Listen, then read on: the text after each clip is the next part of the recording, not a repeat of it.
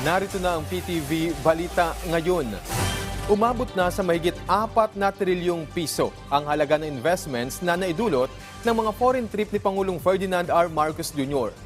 Ayon sa DTI o Department of Trade and Industry, kasalukuyang nasa proseso ang mga ito na kinabibilangan ng 148 proyekto.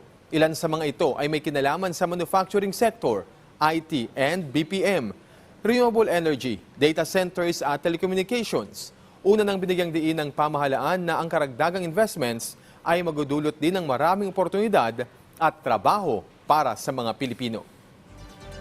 Nananatiling nakaalerto ang Philippine National Police kasabay ng 55th founding anniversary ng Communist Party of the Philippines.